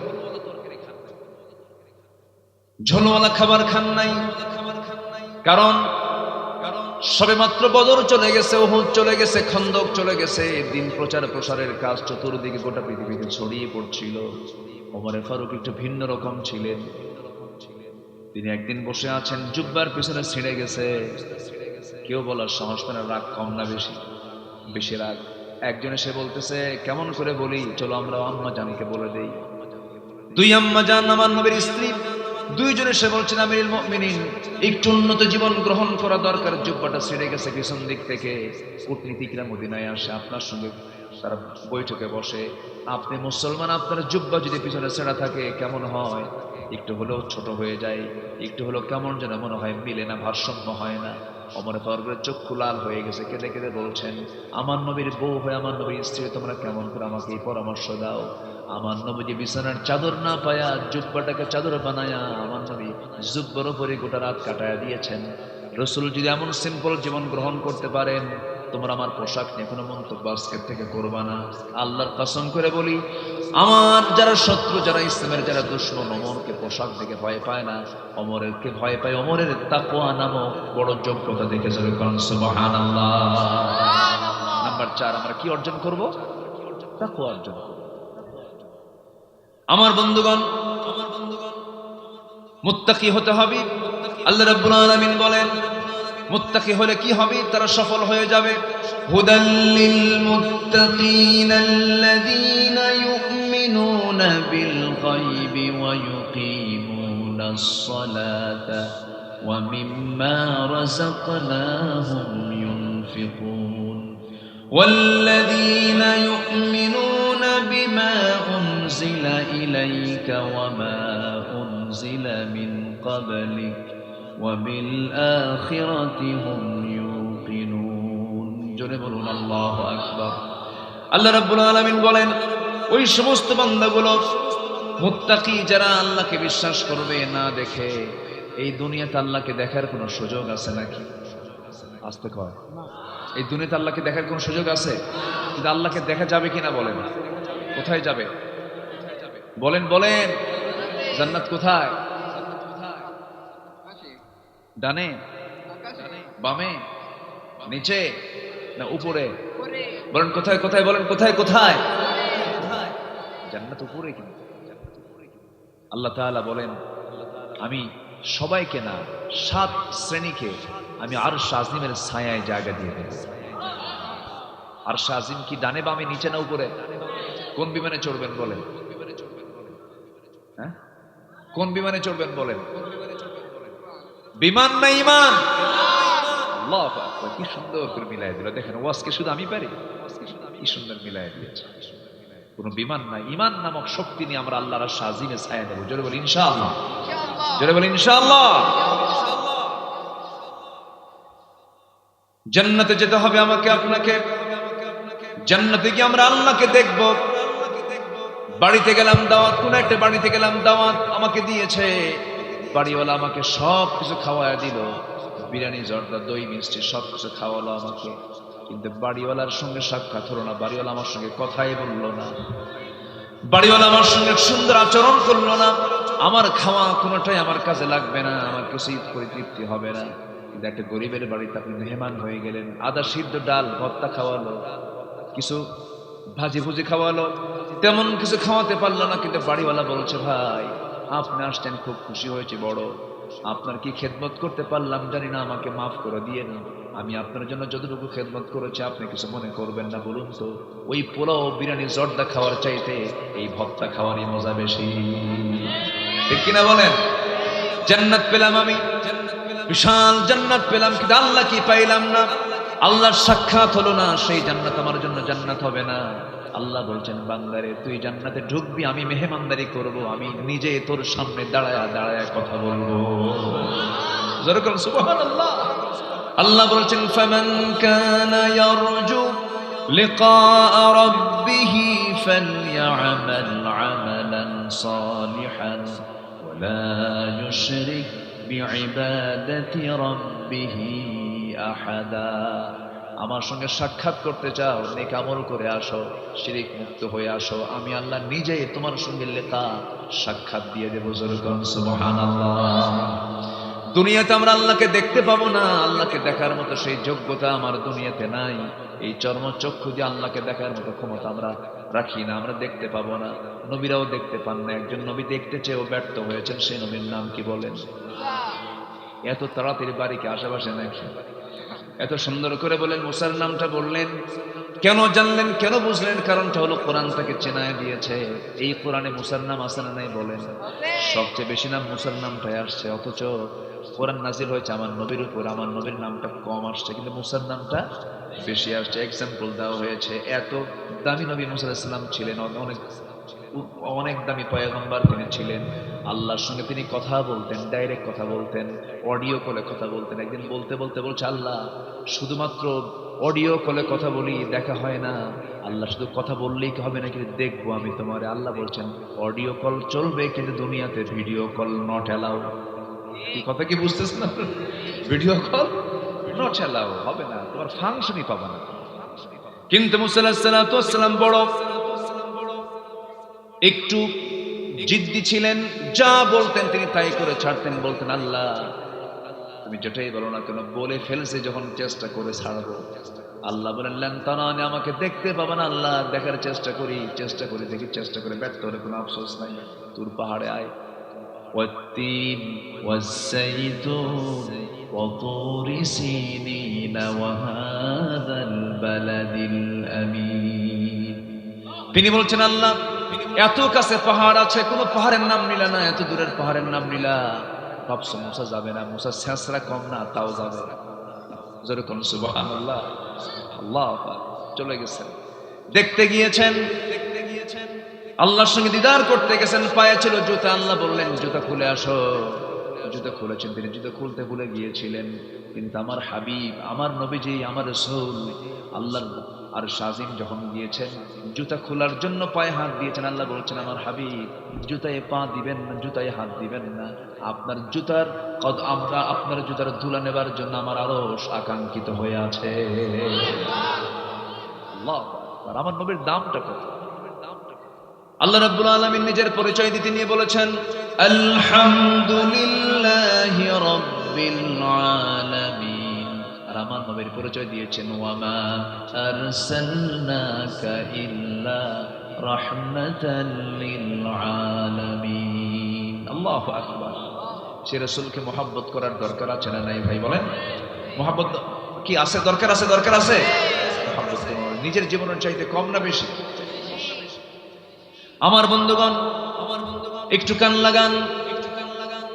সফল হওয়ার জন্য 9টা শর্ত বলেছিলাম। 1 নম্বর হলো ঈমান, নাম্বার 2 হলো, বলেন কি, নফসের শুদ্ধতা, পরিশুদ্ধিতা, নাম্বার 3 হলো সত্যবাদী হওয়া, নাম্বার 4 হলো তাকওয়া অর্জন করা। তাকওয়া অর্জন করার জন্য শর্ত হলো মুত্তাকি হওয়ার জন্য 5টা শর্ত। নাম্বার 1 হলো আল্লাহকে বিশ্বাস করব, দেখে না, না দেখে। বলেন বলেন, দেখে না, না দেখে? না দেখে। নাম্বার 2 হলো নামাজ যারা কায়েম করবে। নাম্বার 3 হলো কিতাবের প্রতি যারা বিশ্বাস রাখবে। আল্লাহ রাব্বুল আলামিন বলছেন, নাম্বার 4 হলো আল্লাহ রাব্বুল আলামিন বলেন, প্রথমে আল্লাহকে বিশ্বাস করতে হবে না দেখে, নামাজ কায়েম করতে হবে। এরপরে আমি যে রিজিক দিয়েছি সেই রিজিক থেকে কিছু অংশ আমার পথে খরচ করতে হবে। কিতাবের প্রতি বিশ্বাস আনতে হবে, আখিরাতকে মানতে হবে। উলাইকা আলা হুদাম মির রাব্বিহিম ওয়া উলাইকা হুমুল মুফলিহুন। জোরে বলুন আল্লাহু আকবার। এরাই সফল হবে। এরা কি হবে? সফল হবে। নাম্বার 5 হলো কোন বান্দা সফল? নাম্বার 5 হলো যারা ধৈর্যশীল। ধৈর্যশীলতা আছে যার, সফলতা আছে যার, আছে তার। ধৈর্যশীলতা যার নাই, সফলতা তার নাই, কখনো হবে না। বলুন তো ভাই, ব্যবসা আগে না ধৈর্য আগে? কাপড়ের দোকানদার কাপড় বিক্রি করে, কাস্টমার চলে আসছে, গেঞ্জি একটা কিনবে, 1 গেঞ্জি দেখেই কেনে না, আরো গেঞ্জি দেখে, বহুগুলো গেঞ্জি দেখে, 10-12টা গেঞ্জি দেখার পর সে গেঞ্জি কিনলো না, পছন্দ হয় নাই। আপনি খেপে গিয়ে বলেন, কেন নিয়ে যা, 10টা দেখালি কেন? কি কথা বলছেন? ব্যবসা হবে? হবে ব্যবসা? হবে না। ধৈর্য ধরতে হবে। বলেন তো, বিয়ে আগে না ধৈর্য আগে? বলেন, বিয়ে আগে না ধৈর্য আগে? আমাকে এক মহিলা ফোন দিয়ে বলে, হুজুর আমার স্বামীটা সকালেও তালাক দেয়, বিকেলেও তালাক দেয়, আমি কি আসি না নাই? কি কথা কি বুঝতেছেন? সকালেও তালাক দেয়, বিকেলেও তালাক। এত রাত যারা বইয়ের উপরে এইরকম করে এই তালাক শব্দ, এই জাতীয় শব্দ প্রয়োগ করে তাদের শক্তি খাটাতে চান, উচিত কি জানেন? এই তালাক শব্দটা আইনের শব্দ। এই শব্দ যারা খুব ইজি করে, উচিত কি জানেন? বাঁশের যে ডাল আছে ওটাকে কি বলে? এই কঞ্চিগুলো, চিকন যেগুলো, একদম কাঁচা কঞ্চি যেটা, এটা কয়েকটা এক জায়গায় করে একদম পিছন দিয়া একটু কয়েকটা বাড়ি মারা দরকার। আসতে কন কেন? তালাক টালাক দিয়া পরে কান্দে একটা, হুজুর 2টো মেয়ে আছে আমার, কেমন যে তালাক দিলাম হুজুর, হুঁশ ছিল না। হুজুর দেখুন তো কোনো কিছু করে ব্যবস্থা করা যায় কি? দেখছেন মার্ডার করে ব্যবস্থা করেছে। অসংখ্য পরিবার জেনার সংসার হচ্ছে। সমাজ জানে স্বামী স্ত্রী, কিন্তু আল্লাহ জানেন এটা জেনা, ঠিক কিনা? ওই জন্য বিয়ে আগে না ধৈর্য আগে? ধৈর্য। আল্লাহ পাক বলছেন ধৈর্যশীল হবা আমি রহমত পাবা। জোরে কোন সুবহানাল্লাহ। রেগে যাবেন, হেরে যাবেন। রাখবেন, হারবেন। চুপ থাকবেন, দেখবেন জিতবেন। জোরে কোন সুবহানাল্লাহ। খেপে গেছে একজন, খেপতেছে, খেপে লাভ কি? খেপার কোনো ফলাফল নেই। আর আপনি যদি ধৈর্য ধরতে পারেন, বিশাল আপনার পুরস্কার আছে। বলেন তো, জঙ্গল কি পরিশ্রম করা লাগে? কোথাও জঙ্গল হবে, পরিশ্রম করা লাগে? তাহলে যাবেন না, তাহলে কি হবে? বলেন, শুধু যাবেন না, ওই জায়গায় কি হয়ে যাবে? জঙ্গল। আর বাগান করবেন, পরিশ্রম করা লাগে, লেবার লাগে, মেহনত লাগে। বাগান করতে মেহনত লাগে, জঙ্গল করতে মেহনত লাগে না। মেহনত ছাড়া জঙ্গল হয়ে যায়। রাগ কোনো যোগ্যতা নয়, রাগ কোনো আপনার জন্য ক্রেডিট নয়, কিন্তু ধৈর্যটা হলো যোগ্যতা। ধৈর্য হলো বাগান, ধৈর্য হলো বাগান, রাগ হলো জঙ্গল। রাগ কি বলেন? জঙ্গল। রাগ করা যাবে না, রাগ করলেই বড় বিপদ হয়ে যাবে। সকল নবীরা ধৈর্যের পিরামিড ছিলেন, সব নবীরা ধৈর্যশীল ছিলেন। তবে একজন নবীর কথা বলেছি, খুব রাগ ছিল, সেই নবীর নাম কি বলেন? রাগটা বেশি ছিল, কিন্তু আল্লাহ পাক রাগ না কমান পর্যন্ত নবুয়ত দেন নাই। নবুয়ত দেন নাই, রাগ আগে কমাও। মারছেন থাপ্পুর, এক ফেরাউনের লোকের এক থাপ্পুর মারো, সারা মরে যাওয়া সারা। আল্লাহ আল্লাহ কাম করলে তুমি দেখছেন, থাপ্পুর মারছে কিন্তু থাপ্পুর মেরে আল্লাহ তুমি একটা কাম করলা কেন? থাপ্পুর মারছে ও যেন ঠিক হয়, একটা আদব বেদব টাইপের আদব ঠিক করার জন্য থাপ্পুর মারলাম। মারছে থাপ্পর, তুমি মেরে ফেলে দিলাম, মার্ডার তো তুমি করে ফেলে। আল্লাহ বলে, শোনো, যা করছো করছো, আর কিছু কইও না, দেশ ছাড়ো। ফেরাউন তোমার ছাড়বে না। উনি দেশ ছাড়লেন, হিজরত করে চলে গেলেন। এমন জায়গায় গেলেন কেউ তাকে চেনে না। প্রচন্ড ক্ষুধা, কূপের পাশে দাঁড়ালেন, পানি তুললেন, খাইলেন, তৃষ্ণা নিবারণ হলো। দুই মহিলা এসে দাঁড়ায় আছে, হাতে বালতি নিয়ে কূপ থেকে পানি তুললো। তোলে না, বলেন দাঁড়ায় থেকে কি করো মহিলা মানুষ? নাও পানি নিয়ে যাও। আমরা পারবো না, শক্তির প্রয়োজন, পুরুষ মানুষ লাগবে, ঢাকনা আমরা টান দিতে পারবো না। উনি বালতিটা হাতে নিয়ে বলেন দাও। ধারে গেলেন, বালতিতে হাত দিলেন, এমন জোরে ফিকা মারলেন, ছিটকে পড়ে গেল 14 হাত ধরে। মহিলা দুজন থরথর করে কাঁপে। আর মানুষ বলে, এটি মানুষ নন্দ কিছু, কেমনে সম্ভব? সকল নবীরা দুর্বল না শক্তিশালী? সকল নবীরা দুর্বল না শক্তিশালী? আমার নবীকে আল্লাহ পাক দিয়েছিলেন 100 পুরুষেরও বেশি শক্তি, তাও জান্নাতি পুরুষের। আপনি টান দিলেন, পানি তুলে দিলেন, যাও বাড়িতে চলে যাও। সন্ধ্যার পরে মেয়েরা বাইরে থাকতে নেই, যাও তাড়াতাড়ি চলে যাও। পাঠায় দিয়েছেন বাড়িতে। বুড়া বাপ বলে যে এত তাড়াতাড়ি আসলে কেমনে মা? বলতেছে যে আব্বা কবিউন আজিজ, শক্তিশালী এক যুবক দেখলাম, খুব শক্তি, ঢাকনায় হাত দিল আর ছিটকে পড়ে গেল। বুড়া বাপ বলে, শোনো আমার বড় মেয়ে, কালকে যাবো আমার সালাম দিবা, আর ওই যুবককে বলবে আবুনা শাইখুন কবির, আমাদের বাপ বুড়া মানুষ, চোখে দেখে না, একটু আপনাকে দাওয়াত দিয়েছে, সে চলে আসবে, যাও। চলে গেছে। পরের দিন এরকম করে বলছে, তো বলতেছে আমি তো চিনি না, আমি বাড়ি যাবো কেমনে? আপনার বাড়িতে আমি চিনি না, আমি কেমনে, আমি তো চিনি না, আমি যাবো কেমনে? এখন মহিলা বলতেছে আপনার চেনার দরকার নেই, আমি সামনে সামনে যাবো, আপনি পিছে পিছে আসবেন। মুসার গেছে মেজাজ খারাপ। মুসা বলতেছে তুমি মহিলা, তুমি সামনে থাকবে আর আমি পুরুষ পিছনে থাকবো? এই পুরুষ আমি মুসা? আল্লাহু আকবার বলবেন না? এই দেশের মানুষ বহুদিন নারীর পিছনে ছিল, আর আমরা থাকতে চাই না, ঠিক কিনা? ইমাম পুরুষ হবে না মহিলা হবে? ইমাম পুরুষ হবে না মহিলা হবে? সকল নবীরা মহিলা ছিলেন না পুরুষ ছিলেন? আর কিছু বোঝা লাগে? আর কিছু বোঝার দরকার আছে? বাড়ির মুরব্বী যদি মহিলা হয়, জান্নাতের টুকরা হয়ে যায়। ঠিক আছে না? দেখেন ঠিক করে। আর ওয়াজ হবে না, কারণ একটা বাজে তো সব কম পড়ছে। যে বাড়ির মুরব্বী মহিলা হয় তো বুঝবে। এই জন্য আল্লাহ যাকে দিয়ে যে কাজ করাবেন সে কাজ তাকেই করতে হবে। মেয়েদের কাজ হলো বাচ্চা কাচ্চা। বাচ্চা কাচ্চা আপনি পারবেন না। আপনার কোলে যদি একদিন বাচ্চা থুয়ে যায় আপনার বউ মায়ের বাড়ি, তুমি একদিন দেখো, এক বেলার মধ্যে কয় আসার খাবে আল্লাহ জানে। এটা আপনি পারবেন, এটা মহিলা পারবেন। মুসা আলাইহিস সালাম কি করলেন? বললেন যে আমি সামনে যাব, তুমি পিছে আসো, কারণ আমি পুরুষ, তোমার দিকে আমার নজর যাবে, আমার গুনাহ হবে। আমি সামনে যাব, তুমি বেশি কথা বলবা না, শুধু দুইটা শব্দ বলবা, ডান বাম। ডান কখন বলবো? আমি যখন বামে যাব। আর বাম কখন বলবো? যখন আমি ডানে যাব। ভুল হলে শুধু বাম আর ডান, আর কোনো শব্দ তুই বলবি না। তোর শব্দের মধ্যে ঝংকার আছে, আকর্ষণ আছে। মহিলা মনে মনে কয় কালকে দেখি শক্তিশালী, ঢাকনা টান দিল, ছিটকে পড়ে গেল। আজকে দেখি চরিত্র ভালো, কথা বলতেও দেয় না, চরিত্র ভালো, তাকায় না, শক্তিশালী যুবক। আদর্শ নারীদের কাছে এই দুটো গুণই বেশি পছন্দ। আলহামদুলিল্লাহ বলেন। শক্তিশালী এবং কি চরিত্রবান। শক্তিশালী আর কি চরিত্র। পুরুষের এই দুটো গুণ হলো মেয়েদের জন্য চুজেবল, যারা আদর্শ মেয়ে তারা এই দুটো জিনিসকে চুজ করবে, চরিত্র এবং কি শক্তিশালী। চলে গেছেন বাড়ি পর্যন্ত। বৃদ্ধ লোক দেখেই সালাম বিনিময় হলো। পুরা লোকটা বলতেছে, তোমার নাম মুসা না? উনি ভাবতেছে আমার নাম মুসা, এত দূর চলে আসলাম, এই লোকটা কে? ফেরাউনের লোক নাকি? কি বুঝতেছেন আপনারা? খুব টেনশন। উত্তর দিলেন থতমত খাচ্ছেন, কাঁপতেছেন। এবার বৃদ্ধ লোকটা বলছে, মুসা তুমি কেমন যেন চিন্তাশীল হয়ে গেলে, কেমন যেন পেরেশানি মনে হচ্ছে তোমার ভিতরে, কি হয়েছে তোমার বলো। তিনি বলছেন, আপনি আমাকে চিনলেন কেমনে বুঝলাম না, এত দূর পর্যন্ত আসলাম, আপনি আমাকে চেনার কথা না। এবার তিনি বলছেন, শোনো, শুধু নাম জানি না, কামও জানি কি, থাপ্পড় মারছো, মানুষ মরে গেছে, এরপরে আসছো মার্ডার কেসের আসামি। বলেন কি কেসের আসামি? বলেন আমার ভাইয়েরা। মুসা আলাইহিস সালাতু ওয়াস সালাম টেনশনে পড়ে গেছেন, কিন্তু এবার হাস্যজ্জ্বল চেহারা নিয়া বুড়া লোকটা বলছে, হে মুসা চিন্তা করো না, জায়গা মতো এসেছো। তুমি যার সামনে দাঁড়িয়ে কথা বলছো, এই বুড়াটা সাধারণ কাফেরের বুড়াদের কাফেরের বুড়া না। এই বুড়ার পরিচয় হলো ওয়া ইলা মাদিয়ানা আখাহুম শুআইবা।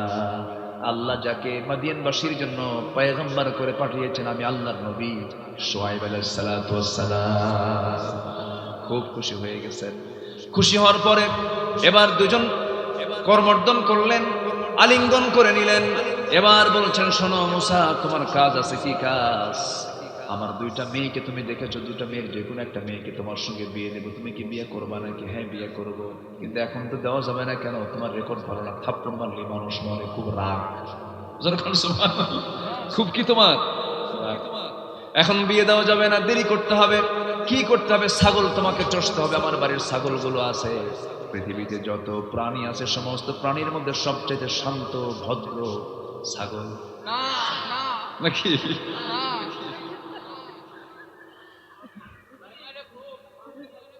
এই ছাগলকে দেওয়া হলো দায়িত্ব, রাগী লোকের কাছে দেওয়া হলো। ছাগল যদি একবার ব্রেক মারে বোঝেন তো, একবার যদি ছাগল ব্রেক মারে, দুই পা যদি একসঙ্গে গেড়ে দেয়, দড়ি ছিঁড়বে, আপনি চলে যাবেন কিন্তু ছাগল নড়বে না। 8 বছরের দায়িত্ব পালন করলেন, 10 বছরের দায়িত্ব পালন করলেন, ছাগল পালার ডিউটি শেষ হয়ে গেল। এরপরে তার বিয়ে হবে। এমন সময় শেষ দিন ছাগলগুলো নিয়ে মাঠ থেকে যখন বাড়িতে আসবেন, হঠাৎ করে লক্ষ্য করে দেখেন একটা ছাগল পাল থেকে বিচ্ছিন্ন হয়ে একদিকে দৌড় মারছে। উনি অফিসে পিছে দৌড় মারলেন। ছাগলকে সহজে ধরা যায় নাকি? খুব বেশি। ছাগলও দৌড়ায়, নবীও দৌড়ান। বেশ কিছুক্ষণ দৌড়াইছেন। দৌড়ালে কি রাগ কমে না বাড়ে? যত দৌড়াচ্ছেন রাগ তত বেড়ে যাচ্ছে। পাইলে হয়।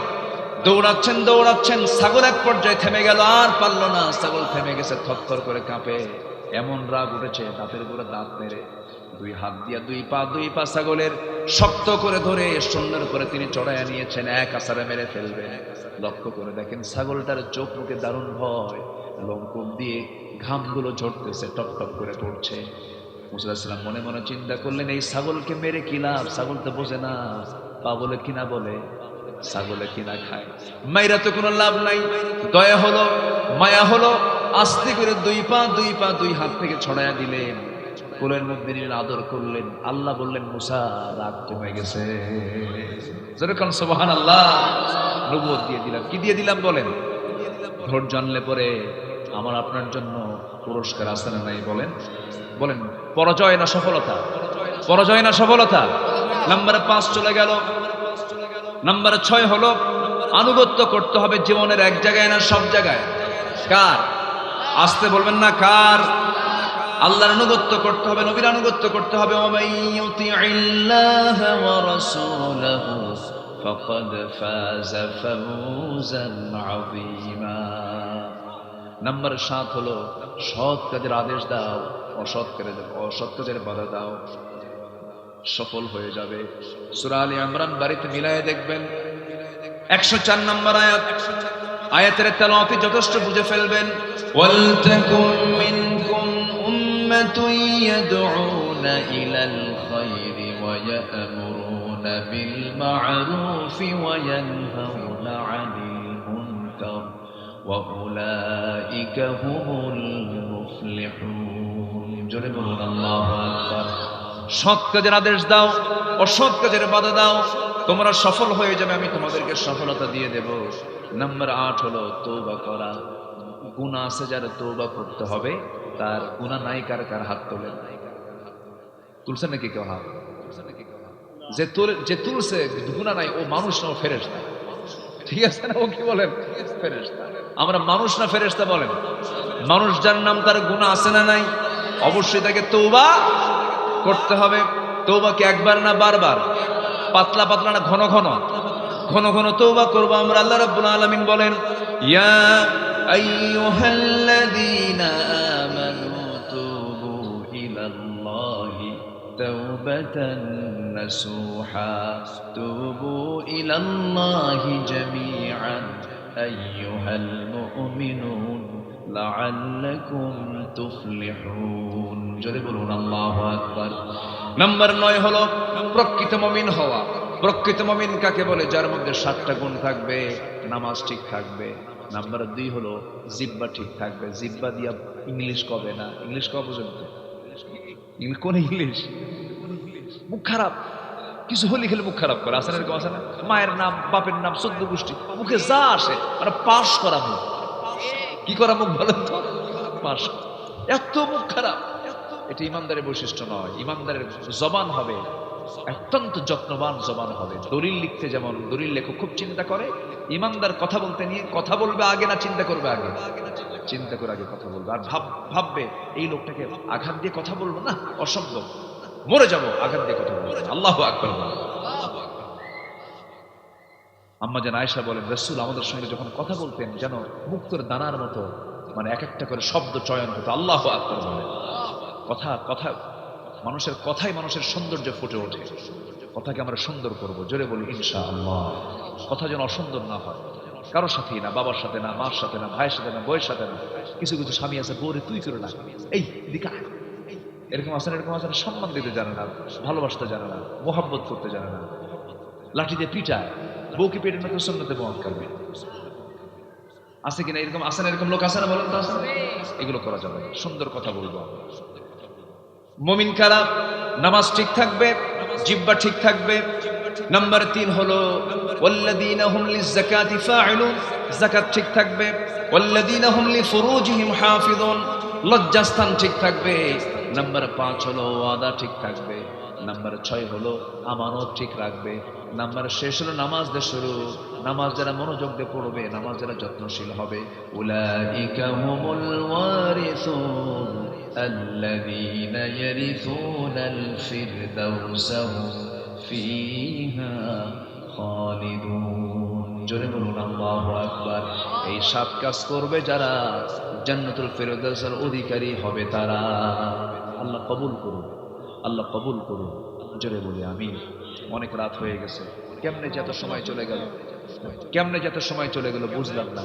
আমরা যতটুকু শুনেছি আমরা বলে ফেলি আলহামদুলিল্লাহ। এই নটা শেষ করছি তো? মনোযোগ দেননি মনে হয়, শর্ট করে বলেছি। যেখানে আছেন সেখানে বসেন। আমরা এখন আল্লাহর কাছে চাবো, আল্লাহর কাছে প্রার্থনা করবো আল্লাহ যেন আমাদের গুনাহগুলোকে মাফ করে দেন। জোরে বলি আল্লাহুম্মা আমিন। কেউ যাবেন না, সবাই বসুন। দোয়া একটা লোভনীয় জিনিস, এই দোয়াগুলো পাবেন না তো? এতগুলো মানুষকে আপনি পাবেন কোথায়? একসঙ্গে এখানে মুসাফির আছে, এখানে আলেম ওলামা আছে। আমরা সবার জন্য দোয়া করব, সবাইকে নিয়ে দোয়া করব। এই দোয়ায় আব্বা আম্মার জন্য দোয়া হবে, নিজের জন্য দোয়া হবে, দেশের জন্য দোয়া হবে। এই দোয়াকে গুরুত্ব দিয়ে সবাই বসুন। আমরা খুব দ্রুত, আপনারাও মেহমান, আমিও মেহমান, তারা আয়োজক, সবাইকে আমরা সম্মান করবো ইনশাআল্লাহ। জি, একটু বসুন, আমরা দোয়া করবো ইনশাআল্লাহ। একজন ভাই দিয়েছেন কত? কদমতলা বাজার কমিটি। কদমতলা কত দূর এখান থেকে? কাছে না? 3 মাইল। জি, দিয়েছেন 3000। আবুল বাশার ভাই দিয়েছেন 500 টাকা। আল্লাহ কবুল করুন, নেক মঞ্জুর করে, আব্বা আম্মাকে মাফ করুন। জোরে বলি আল্লাহুম্মা আমিন। আর কে আছেন? আমরা সবাই দেব। নোয়াখালীতে একটা অপ্রীতিকর ঘটনা ঘটেছে, আমরা শোকাহত এর জন্য, আমরা খুব কষ্ট পেয়েছি। এই জি, আরেকজন ভাই দিয়েছেন 1000 টাকা। আল্লাহ কবুল করুন। মসজিদের ভিতরে কিছু সংখ্যক আল্লাহর পছন্দের বান্দারা কোরআনের দর্শ দিচ্ছিল। এই সময় একটা বিভ্রান্ত সৃষ্টিকারী একটা দল, যাদের নির্দিষ্ট কোনো দল আমি আছে মনে করি না, সন্ত্রাসীরা সেখানে আক্রমণ করেছে, মসজিদে হামলা চালিয়েছে। আমরা এর তীব্র নিন্দা জানাচ্ছি এবং এই ঘটনার সঙ্গে সম্পৃক্ত সকল আসামিকে ধরে দৃষ্টান্তমূলক শাস্তি আমরা দাবি করছি। এটা অত্যন্ত অনাকাঙ্ক্ষিত, প্রত্যাশিত। আল্লাহর ঘরে হামলা করা, নামাজীদের উপরে হামলা করা, কোরআন এর দর্শ চলছে তার উপরে হামলা করা, এটা ফেরাউনের রক্ত ছাড়া সম্ভব না।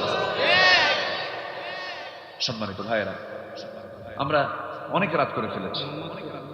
তরিকুল ইসলাম ভাই ডিসি অফিসে চাকরি করেন, তিনি দিয়েছেন